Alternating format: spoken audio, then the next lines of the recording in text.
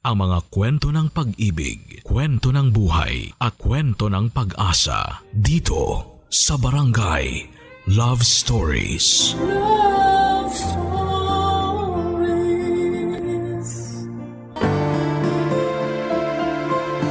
Habang tumatanda ka, mas natututo kang pahalagahan ang ating kaligayahan. At minsan ay dumarating ang pagmamahal sa pinaka-hindi inaasahang oras at pagkakataon. Pero handa ka bang magmahal ng taong mas bata sa iyo ng maraming taon? Dear Papa Dudut, ang sabi nila minsan daw ang tao tumatanda ng paurong. Nakagagawa ng mga desisyon na walang ibang iniisip kung hindi ang mga sarili nila. Kasi nga ang gusto na lamang nila ay maging masaya at mag-enjoy sa buhay nila.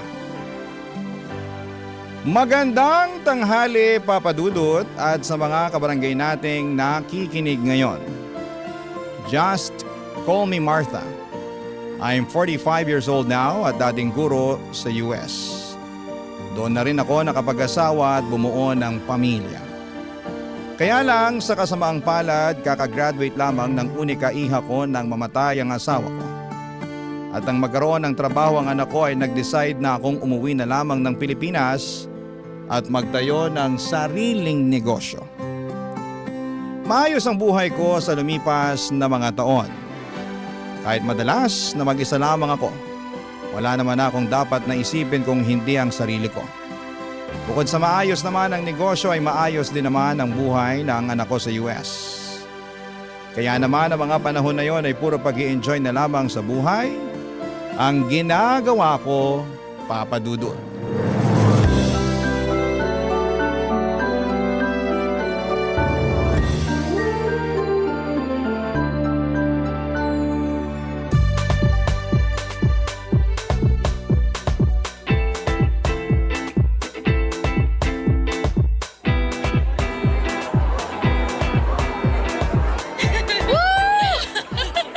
Sayaw pa tayo, Mars! Mars! Pahinga muna tayo. Ano?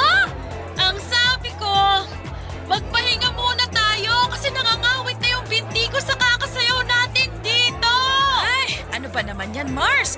Sabi ko naman kasi sa'yo, dalasan mo pagsama sa akin sa gym. Gagawin ko talaga nang maabutan ko naman yung kaseksihan mo. Pero sa ngayon, umupo muna tayo kasi sumasakit na talaga yung mga kasukasukan. Ay nako, tara na nga dun sa table. Grabe, Mars! Ang taas pa rin talaga ng energy mo no hanggang ngayon. Hindi may dedenay na hawak mo pa rin yung title na Queen of the Dance Floor. Ay nako, maka-Queen of the Dance Floor ka naman dyan. Totoo naman, Mars. Aba, tinalo mo pa sa pagsasayaw yung mga bagets na humahataw sa dance floor kanina. Ay, mga kulang kasi sila sa exercise, kaya ang bilis nilang mapagod. Kung kasing sipag mo lang talaga ako mag-exercise, nako, baka magkasing sexy pa rin tayo hanggang ngayon. Naalala ko tuloy ng mga kabataan natin. Nagbibilang pa tayo ng mga nanliligaw sa atin. Pero, ikaw ang palaging nananalo dahil hindi hamak na mas maraming nagkakagusto sa'yo. Sino ba naman kasing hindi magkakagusto sa campus muse at queen of the dance floor ng batch natin? Ay naku, matagal naman na yun, Mars. At matagal na rin lumipas ang kagandahan ng kabataan natin. Ay, Mars, teka. May nakatingin dito. Papalapit. Hi ladies. Free cocktails nga pala para sa inyo. Wow, free cocktails. Anong meron, Pogi? May special promo kasi kami tonight para sa mga best dancers sa floor kanina. Ay, kasama ba talaga ako dyan o para sa kaibigan ko lang yan? Hoy, Lani, ano ba yung sinasabi mo? Nakakahiya naman sa kanya. Baka mamaya kung anong isipin eh. Naku, ayos lang yon miss. Magaling ka naman talagang sumayaw kanina. I'm Jeric nga pala, isa sa mga DJ sa resto bar na to. Ah, oo, alam ko. Alam mo? Ibig sabihin, kilala mo na siya? Ay, hindi ko siya kilala, pero alam kong DJ siya. Kanina ko pa kasi siya nakikita na tumitingin sa'yo mula dun sa pwesto niya sa booth. Alam mo, Mars, kanina ka pa humihirit ng ganyan ha. Nakakahiya na talaga dito kay Jeric. Jeric, pagpasensyahan mo na tong kaibigan ko ah. Ganyan lang talaga yung kakulit. Ayos lang, miss. I'm Martha nga pala at siya naman si Lani. Nice meeting you, ladies. I guess it's time for you to enjoy the drinks and the night. Thank you ulit dito sa cocktail na binigay mo ha. You're welcome, Martha. See you later. Tama ba yung narinig ko, Mars? Tinawag ka niyang Martha! Ano namang problema doon? Ayun naman talagang pangalan ko. Wala man lang miss, ma'am, o madam. Martha talaga, ang FC ha? Alam mo, Mars, malakas ang kutob ko na type ka ng bagets na yan. Ay, grabe ka naman mag-isip, Mars. Nagbigay lang ng cocktail, type na kaagad ako. Eh bakit naman hindi? Kanina ko pa kaya siya napapansin na panay ang tingin niya sa'yo mula dun sa may DJ booth. Tsaka, aminin mo, yummy si Bagets. Oo, pero alam mo namang hindi ako pumapatol sa mas bata pa sa akin, no? Kasi ayokong ako yung mas nag-aalaga pagdating sa relasyon. Malay mo naman, mabago ni Bagets ang pananaw mo pagdating sa bagay na yan.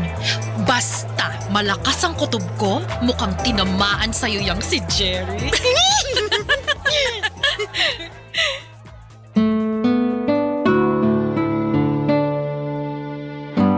Papadudot, akala ko ay doon na matatapos ang pag-uusap namin ni Jeric dahil umuwi na rin kami noon ni Lani.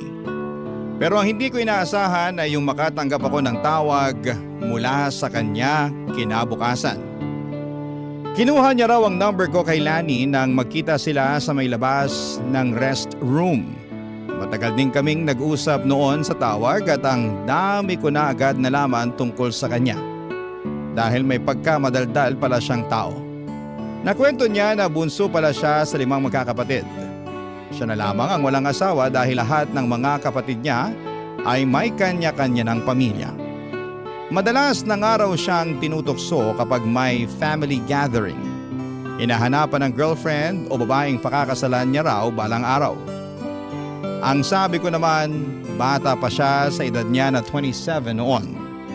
Marami pa siyang makikilala, lalo na sa nature ng trabaho niya.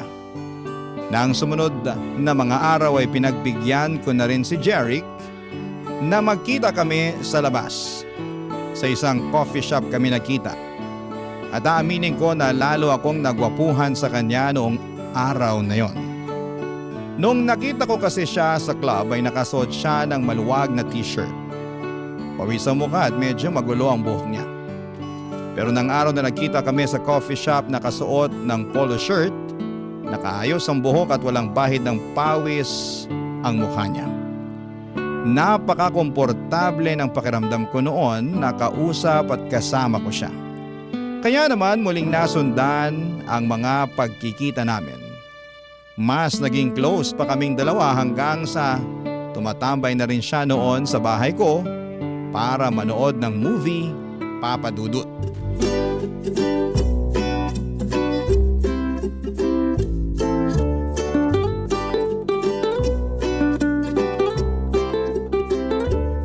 Ang ganda ng ending ng movie, no? Nagandahan ka kahit parehong namatay yung bida? Oo, kasi namatay sila na pareho nilang alam na mahal nila ang isa't isa. Bihira na kaya ang ganun sa panahon ngayon? Naks, panahon ngayon parang ang tanda mo na. Totoo naman ang sinabi ko. Bihira na mangyari yung mamahalin mo ang isang tao hanggang kamatayan mo. Sa bagay, may punto ka naman. Iba na rin kasi talagang generation ngayon, ano? Karamihan sa mga tao, hindi na sineseryoso ang relasyon. O ayan, mag-ice cream ka na muna. Thank you, Martha. Mukhang masarap to, ah. Ay oo, favorite ko talaga tong ube na flavor. Dito nga palaging nasisira ang diet ko eh. Ay, hindi mo naman kailangang mag-diet kasi hindi ka naman mataba. Hey, akala mo lang yun kasi palaging maluwag ang mga damit na sinusuot. Uy, ang sexy mo kaya nung gabi sa club kung saan kita unang nakita. Maka-sexy ka naman dyan. Party dress kasi yun kaya medyo fit sa katawan ko. Bagay talaga sa'yo kasi lalong lumabas ang kaseksihan mo. Martha, may gusto nga pala akong itanong. Ano yun? Kaya ba hindi ka na nakipagrelasyon mula nung mamatay ang asawa mo? Kasi takot kang hindi seryosohin ang magiging karelasyon mo. At sino namang nagsabi sa'yo niyan? Si Lani? Hindi, hula ko lang yun. Bakit? Totoo ba? Alam mo, hindi naman ako takot pumasok sa relasyon. Siguro sabihin na nating sadyang masaya lang ako sa buhay na meron ako ngayon. Wala ka bang namimiss o hinahanap sa buhay na meron ka nung may asawa ka pa? Kaya naman ang ano. Gaya ng taong magpapasaya at magpapakilig sa'yo araw-araw. Minsan, kailangan din ng tao ng konting tamis sa buhay. Kung gusto ko ng tamis sa buhay, anytime pwede naman akong bumili ng ice cream na kagaya nitong hawak ko ngayon, ano? Hindi naman matamis na pagkain ang tinutukoy ko eh. Teka. Jeric! Bakit mo ko hinalikan? I'm sorry. Hindi ko napigilan ang sarili ko. Ayos lang. Wala namang problema para sa akin yung ginawa mo. Anong ibig mong sabihin? Okay lang na hinalikan kita? Oo, binata ka naman at matagal na akong byuda. Kaya wala akong nakikitang mali sa ginawa mo. Ibig sabihin, okay lang na halikan ulit kita? Hindi. Ha? Akala ko ba walang problema kasi pareho naman tayong single? Oo, pero ang ibig kong sabihin, mas okay kung ako ang hahalik sa'yo.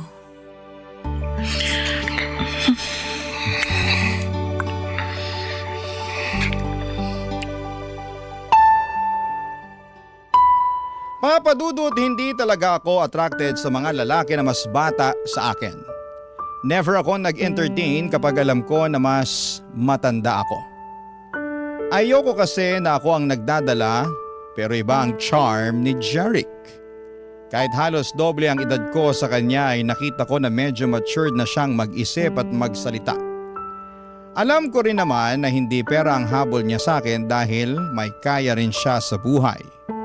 Walang ibang responsibilidad kung hindi ang sarili niya. At ramdam ko na maganda ang intensyon niya para sa akin. Ayun nga lang ay hindi ko alam kung ano na ba ang estado ng relasyon namin noon. Pero ayos lang naman sa akin kasi wala pa rin sa isipan ko na pumasok sa seryosong pakikipagrelasyon. Ang mahalaga sa akin noon ay nag-e-enjoy ako sa kung ano ang meron sa aming dalawa ni Jeric, Papa Dudut. Barangay Love Stories. Barangay Love Stories. Papa Dudut, nauwi rin po sa relasyon ang namamagitan sa amin ni Jeric. Siya mismo kasi ang humingi ng label at assurance sa aming dalawa. Gusto niya raw kasi na masiguradong wala ng ibang lalaki ang aaligid sa akin. Kahit nga ang kaibigan kong si Lani ay kinikilig noon sa aming dalawa ni Jeric. Sinabi niya na mukhang seryoso daw sa akin si Jeric. Inamin ko naman noon sa kanya ang katotohanan na hindi ako seryoso sa kung ano man ang meron sa amin ni Jeric. Oo, masaya at nag-i-enjoy ako sa company niya. Lalo na at first time kong makipagrelasyon sa mas bata sa akin. Pero wala talaga sa isipan ko na seryosohin ang kung ano man ang namamagitan sa aming dalawa. Pakiramdam ko rin naman noon, Papa Dudut, ay nasa stage si Jeric ng pag-i-explore. Kasama na ang pakikipagrelasyon sa mas matanda sa kanya. Ramdam ko na pareho kami ng hinahanap sa isa't isa. Gusto lamang naming mag-explore at mag-enjoy. At natagpuan namin yon sa isa't isa noon, Papa Dudut.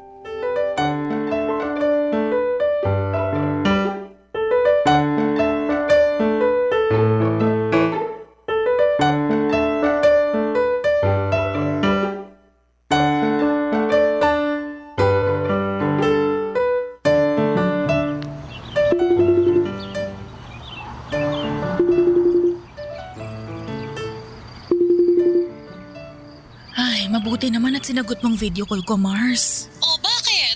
Akala ko ba kasama mo si Jeric sa birthday celebration ng kabarkada niya ngayon? Oo nga, nandito kami ngayon sa bahay ng kaibigan niya. Eh bakit parang inip na yung mukha mo? Tsaka, bakit parang nasa labas? Nandito ako sa may garden nila eh. Mag-isa ka lang dyan? Oo, sinabi ko kay Jeric na magpapahangin lang muna ako dito sa garden. Nilalamok na nga ako dito eh. Ano ba kasing naisip mo at pumunta ka mag-isa dyan sa garden? Mars, naiinip na ako sa loob ng bahay kasama yung mga kaibigan ni Jeric. Yung iba sa kanila, ang lakas magyosi. Tapos hindi pa ako makarelate sa pinag-uusapan nila. Ano ba kasi mga pinag-uusapan nila na hindi ka makarelate, Mars? Tungkol sa mga trending na video sa social media. Mga trending na sayaw at kanta. Tinuturuan pa nga nila ako ng dance step. Sabi ko masakit ang binti ko kaya sa susunod na lang. Dapat pinakitaan mo sila ng Martha dance step mo. Ay naku Mars, kung nakita mo lang sila kanina, iba ang mga trip nilang mga sayaw talaga. Hindi carry ng katawan ko. At saka alam mo ba, pati pala size at design ng bra at underwear pinag-uusapan na ng mga bagets ngayon. Ay, talaga ba? Oo, yung isang babae nga ron, kulang na lang maghubad at ipangudngod ang dibdib niya doon sa mga kasama namin. Grabe talaga mga kabataan ngayon, no? Ay naku, sinabi mo pa Mars. Akala ko liberated na ako sa lagay na to Iba pa rin pala talaga yung mga kabataan ngayon. Ay, oo. Ibang-iba talaga sila ngayon kumpara sa atin. Pero, maiba ako. Alam mo, pakiramdam ko, seryoso na yan si Jeric sa relasyon yung dalawa. Ha? Bakit mo naman nasabi yan? Kasi pinakilala ka talaga niya sa buong barkada niya. Hindi ba normal naman yun? Kung kasing edad natin siya, walang espesyal dun sa ginawa niya.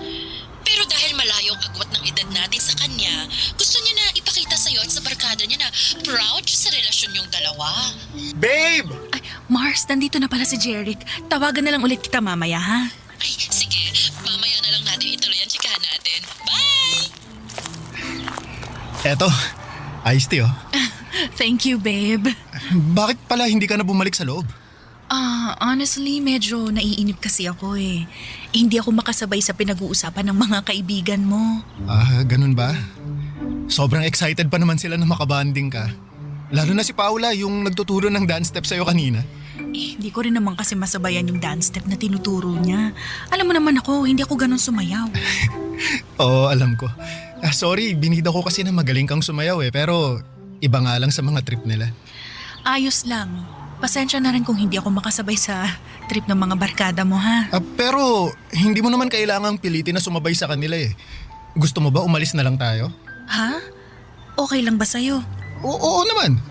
Ayoko na sayangin mo yung oras mo dito nang dahil sa akin, lalo na kung hindi ka naman pala nag-e-enjoy. Mabuti pa, manood na lang tayo ng sine. Maaga pa naman kaya siguro may mapipili pa tayo ng magandang movie. Sige. Mas gusto ko nga yung idea mo na yan, babe. Sige, ako na lang ang taya ngayon sa movie ticket at popcorn natin. Uy, teka, anong ikaw? Ako ang taya kasi ako ang nagyaya na lumabas tayo ngayon Kaya tara, magpaalam muna tayo sa mga kaibigan ko bago tayo umalis. Papadudot yun ang unang pagkakataon na nakilala ko ang mga kaibigan ni Jeric.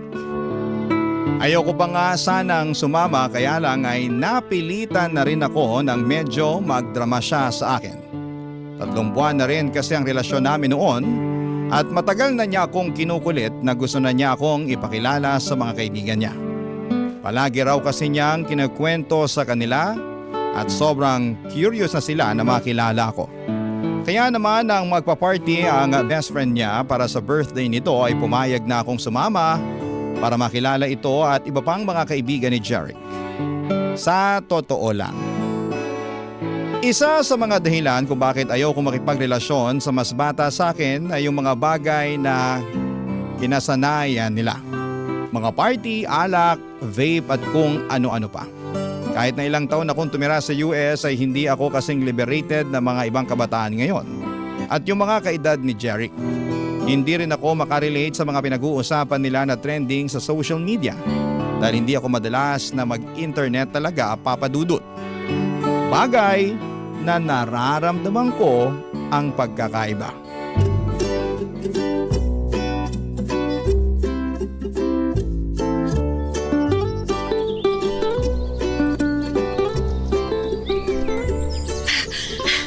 Sandali lang, babe. Pahinga muna tayo sa pagtakbo. Medyo hinihingal na kasi. O sige babe, sakto. Upo tayo dun sa may waiting shed. Eto, bottled water. Thank you, babe. Pahinga muna tayo ng ilang minuto dito. 2 kilometers na lang naman ang kulang natin Ano? 2 kilometers pa? Oo, konti na lang yun kasi naka 3 kilometers na tayo. Mamatay-matay na nga ako sa katatakbo natin kanina eh. Pwede naman nating mas bagalan ng takbo mamaya para matapos mo yung running workout natin ngayon. Ay, sige. Ang mahalaga naman eh matapos ko kahit hindi ganun kabilis, tama ba? Oo, kahit lakad takbo pa ang gawin natin mamaya. Yan talagang gagawin ko kasi baka hindi na ako makapag-gym bukas. Pero alam mo, ang galing mo nga babe. Dati 1 kilometer pa lang tumitigil ka na kaagad sa pagtakbo. Ngayon nakadiretso ka na ng 3 kilometers na takbo. Palakas ka na ng palakas sa pagtakbo babe. Eh, paano ba naman ako hindi lalakas? Napakahigpit pero napakahati naman ng running coach ko. Naku, yung hati medyo tagilid tayo dyan. Pero yung mahigpit ako na running coach, i-claim ko na yan kasi para sa'yo din naman ng paghihigpit na ginagawa ko eh. Oy, teka, anong hindi ka hati? Eh halos nakahabol tingin sa atin yung mga babaeng naka-sports bra na nadadaanan nating tumatakbo kanina. Akala mo hindi ko napansin yun, ha? Nabilisan lang sila sa pagtakbo natin kaya sila napalingon. Ikaw talaga kung ano na naman yung iniisip mo. Babe, di ba nabanggit mo na mahilig ring mag-jogging si Trish? Palagi nga niya akong sinesenda ng picture niya sa mga fun run na sinasalihan niya sa US. Madalas din siya nagkikwento tungkol sa personal record na nahihit niya sa pagtakbo niya. At natutuwa talaga ako kapag yun ang topic namin dahil alam ko na pinaghirapan niya yun. Nakakatuwa naman at yun ang madalas niyang ikwento sa'yo. Ay, naku, oo. Kaya nga nakahiligan ko rin ng pagtakbo dahil sa kanya. Ngayon lang talaga ako mas sinisipag. Bakit mo nga pala natanong? Wala lang. Iniisip ko lang kung ano kaya ang pwede naming pag-usapan na alam kong pareho kaming makaka-relate sa topic.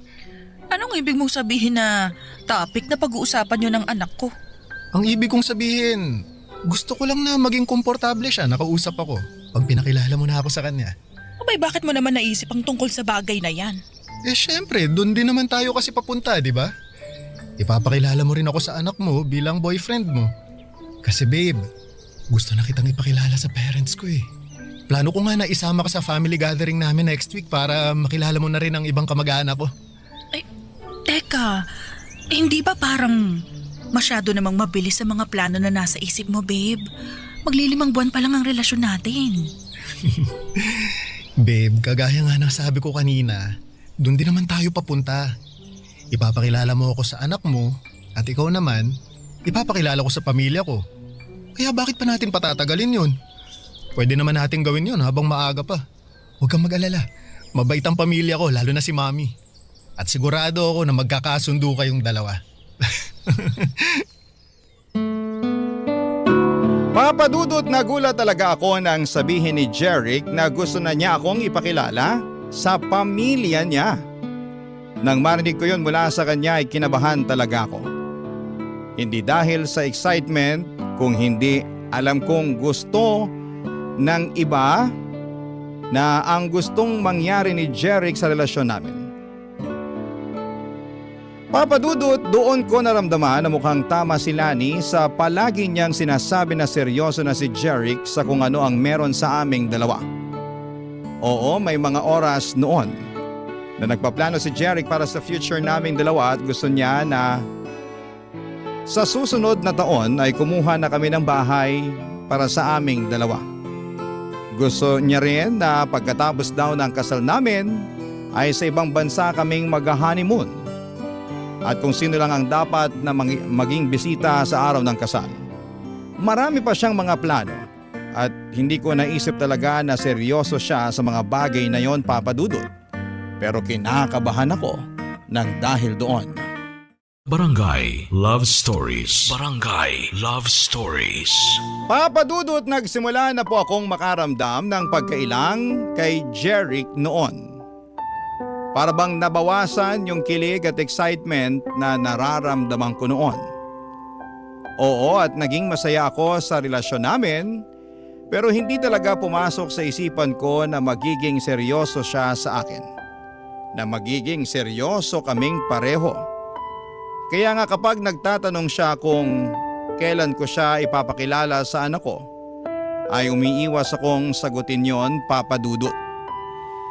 Dahil wala akong balak na ipakilala siya sa anak ko na halos ilang taon lang ang tanda niya. Hindi ko rin ma-imagine ang sarili ko na magpapakasal ulit tapos sa mas bata pa sa akin. Doon na po ako nagdesisyon na simulang iwasan si Jeric. Binawasan ko yung mga oras na magkasama kami.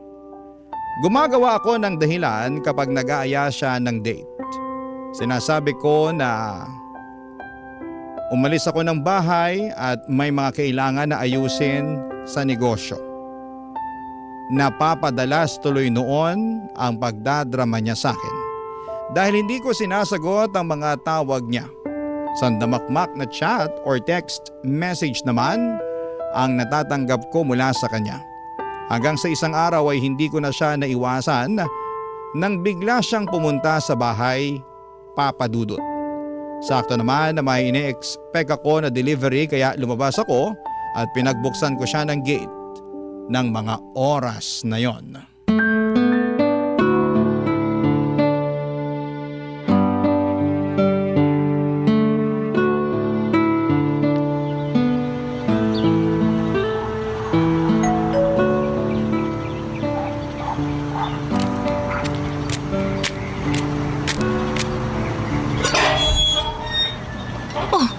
Jeric, ikaw pala yung nag-doorbell. Oo, ako nga. Akala ko yung magde-deliver ng in-order ko na makeup sa online. Ah, ganun ba? Baka parating na rin yun mamaya. Pero mabutit pinagbuksan mo na ako ng gate, babe. Pasensya ka na. Madalas din kasi akong wala dito sa bahay. Ayos lang yun. Sabi mo nga, may inaasikaso kang mga papeles na may kinalaman sa negosyo mo. Ganun na nga. Kaya ba hindi mo rin nasasagot yung mga tawag ko? Oo, kasi kapag nandito ako sa bahay, madalas tulog naman ako eh. Nakakapagod kasi talaga yung mga inaasikaso ko sa labas. Tapos ang layo pa ng dinadrive ko pa uwi rito. Bagsak na talaga ako sa kama.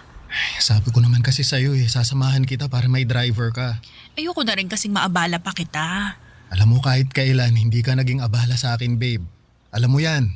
At alam mo rin na ayokong masyado mong binibigay sa akin ng mga oras mo. May trabaho ka at sariling buhay na dapat asikasuhin. Pero parte ka naman ng buhay ko, kaya dapat inaasikaso din kita, babe. Kaya kong asikasuhin ang sarili ko. Hindi ka dapat mag-alala sa akin, Jeric. May problema ba tayo? Ha? Wala naman. Sigurado ka? Jeric, pwede bang sa ibang araw na lang tayo mag-usap? Gusto ko sanang... Kung wala tayong problema, bakit tinatawag mo ako sa pangalan ko at hindi babe? Pwede bang sa ibang araw na lang natin pag-usapan to? Teka nga, Jeric! iniiwasan mo ba ako? Please, gusto ko sana muna magpahinga. Gusto ko lang namang malaman kung ano bang dahilan ng pag-iwas mo sa akin, babe. Kung may nagawa ba akong hindi mo nagustuhan, pwede mo naman kasi akong kausapin eh. Ano? Kaysa... Gusto mo ba talagang malaman, Jeric? Gusto ko ng space. Space? Bakit? Anong nagawa kong mali para humingi ka ng space sa akin? Wala, okay? Wala kang nagawang kahit anong pagkakamali. Gusto ko lang huminga muna. Yung makakakilos ng hindi ko kailangan ipaalam sa'yo yung bawat galaw ko. Babe, kung nasasakal ka lang pala sa ginagawa ko, pwede naman akong mag-adjust. Hindi mo naman kailangan sagutin palagi lahat ng mga chat o tawag ko sa'yo eh. O kung gusto mo, babawasan ko rin ang mga pag-chat o tawag ko. Babe, hindi mo kailangan humingi ng space sa akin. Hindi mo ba talaga nakukuha yung point ko, Jeric? Gusto ko lang namang maintindihan mo na pwede naman nating ayusin to nang hindi tayo lumalayo sa isa't isa eh. Pero space nga mula sa'yo ang gusto ko. Yun ang gusto ko na ibigay mo sa akin. Martha, please. Martha, huwag mo naman gawin sa akin to. Umalis ka na, Jeric. Martha! Huwag ka nang gumawa ng gulo dito. Umalis ka na. At kung pwede lang ha, huwag mo akong i-chat o tawagan. Gusto ko munang matahimik ang mundo ko mula sa'yo. Kaya please lang, layuan mo muna ako. Papadudot ilang araw pa akong kinulit ni Jeric noon hanggang sa tuluyan na niya akong binigyan ng space. Sa totoo lang ay medyo nakahinga ako ng maluwag nang sa wakas ay nagawa kong humingi ng space sa kanya. Medyo nasasakal at nauumay na rin kasi ako sa sobrang kaswitan niya.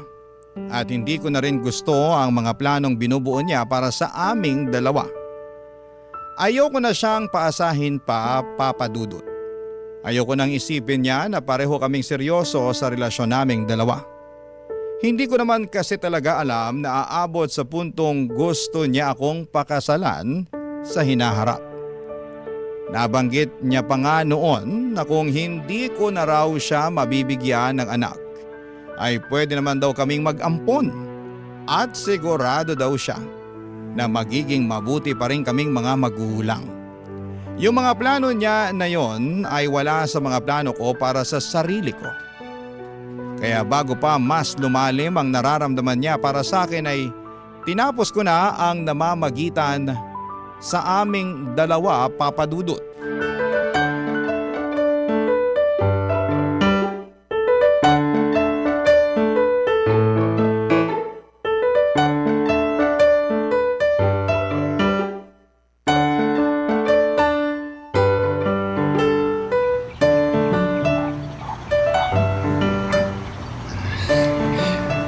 Martha, pwede ba tayong mag-usap? Mars, hintayin na lang kita sa parking para makapag-usap muna kayo ni Jerry. Sige, Mars. Tungkol saan pa bang gusto mong pag-usapan natin ha, Jeric? Siyempre, Jeric, hindi pa ba malinaw sa'yo ang lahat? ang alin ba, Martha? Humingi ka lang naman ng space sa akin, di ba? At binigay ko yun sa'yo. Siguro naman oras na para ayusin na natin tong dalawa. Wala na nga tayong dapat ayusin. Hindi mo pa rin ba talaga nakikita yun? Pero ano ba talagang nagawa kong mali, Martha? Bakit bigla na lang gusto mo nang tapusin ang relasyon nating dalawa? Dahil alam kong wala nang patutunguhan tong ginagawa natin. Itong relasyon natin. Paano walang patutunguhan? Martha, seryoso ako sa'yo. Alam mo yan. Mahal kita. Mahal na mahal. Hindi kita mahal. Anong sabi mo? I'm sorry, pero kailangan na nating tapusin ang lahat sa ating dalawa. Sorry kasi nakikipag-break ka na talaga sa akin? Sorry kasi hindi mo ako mahal? O sorry kasi kahit kailan hindi mo naman talaga ako minahal? Martha, minahal mo naman ako, di ba? Sabihin mo sa akin. Minahal mo ako, di ba? Baka naman pwede nating subukan na ayusin to. Promise, mas magiging maayos din akong boyfriend sa'yo. Susunod ako sa lahat na sasabihin mo. Ibibigay ko sa'yo lahat ang gusto mo. Martha, please. Nagmamakaawa ako sa'yo. Huwag mo naman gawin sa akin to. Jeric, I'm sorry talaga pero hindi ko na kayang ituloy pa yung relasyon nating dalawa. Ano bang kailangan kong gawin? Gusto mo bang lumuhod ako sa harap mo? Eto! Gagawin ko para lang balikan mo ako. Ito! Jeric, ano ba? Huwag kang lumuhod. Intindihin mo na lang sana yung desisyon ko. Ayoko na mas masaktan pa kita kaya ginagawa ko to. Mahal kita, Martha. Hindi ko kaya mawala ka sa akin. Hindi ko kaya. Please naman. Please ayusin naman muna natin to. Sorry, Jeric. Pero wala na talagang pwedeng ayusin sa ating dalawa. Sorry. Taalis na ako. Kailangan ko na rin umuwi. Martha, mahal kita. Mahal na mahal kita. Parang awa mo na. Huwag mo akong iwan, Martha. Martha!